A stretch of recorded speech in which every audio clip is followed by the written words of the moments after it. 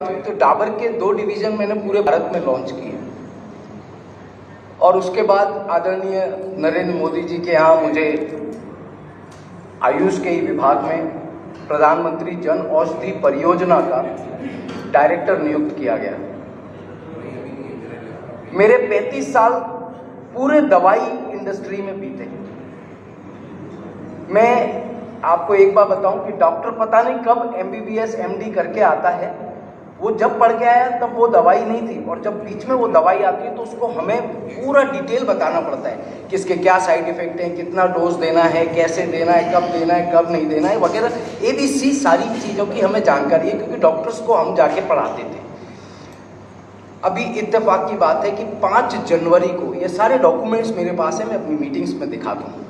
5 जनवरी को महिला आयोग की अध्यक्षा के साथ हमारी मीटिंग थी पूना में। मुझे मेरे मित्र लेके गए, बाई कार गए हम वहाँ, मीटिंग उनके साथ हो गई। दूसरी मीटिंग चल रही थी, अचानक मेरे को हृदय में दर्द होना शुरू हो गया और धीरे धीरे वो इतना बढ़ गया, मैंने थोड़ी दवाई बाहर से जाके ले ली, बाहर मेडिकल स्टोर था, लेकिन हालत ये हो गई कि मैं बेहोश होकर गिर पड़ा, दर्द में तड़फड़ा रहा था बुरी तरह से। वो लोग इत्तेफाकन जिसके साथ मीटिंग चल रही थी वो मेडिकल कॉलेज के मालिक थे, बैरिस्टर पेलुस्कर साहब।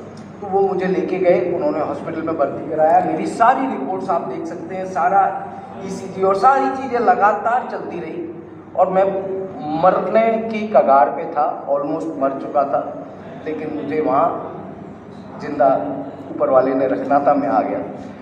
मुझे डॉक्टर्स ने कहा था 4-5 महीने लगेंगे नॉर्मल होने में और आपको एंजियोप्लास्टी इमीडिएट करानी है। मैं घर पे आके और शांति से पड़ा हुआ था, कुछ कर नहीं पा रहा था और बहुत प्रॉब्लम में था। ऐसे में अचानक मेरे घर पे 2 जने आए, एक कभी किसी की मैंने मदद की थी, वो एक महिला को लेके आए, उनका नाम था, यहीं पे वो हैं, मैं बताऊंगा आपको।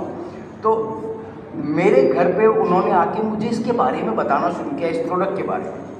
अब मैं कैसे इसको ले रहा था, क्योंकि हर एक जना उसको मैं करके समझता है कि ये मेरे को पढ़ा रहे, क्योंकि मैं इस इंडस्ट्री का आदमी।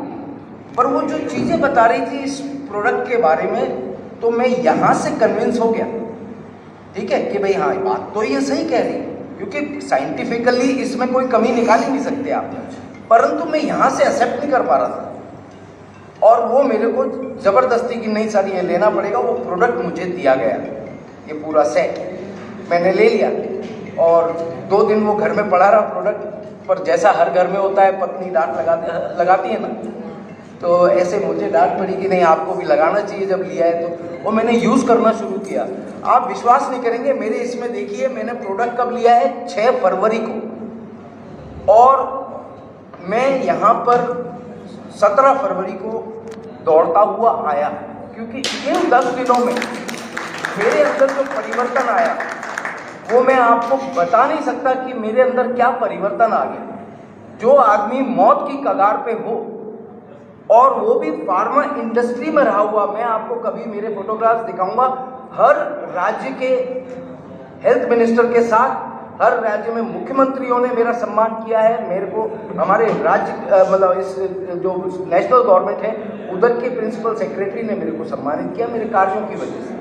तो मैं इसमें मास्टर था, लेकिन मैं मास्टर भी एक बार को समझने में ना गलती करता है, इस चीज़ को लाइटली लेता है। परंतु अब मैंने अपने जीवन का उद्देश्य बना लिया है कि मैं इस प्रोजेक्ट को खाली इसलिए नहीं करूँगा कि मुझे पैसा कमाना है, मैं इस उद्देश्य से करूँगा कि मेरे साथियों की हेल्थ, मेरे जितने मित्रगण हैं, रिश्तेदार हैं, उनके परिवार में कोई भी बीमार हो तो उसको किस तरीके से बचाया जा सकता है, अगर आप स्वस्थ हो तो बीमारियों को कैसे दूर रखा जा सकता है।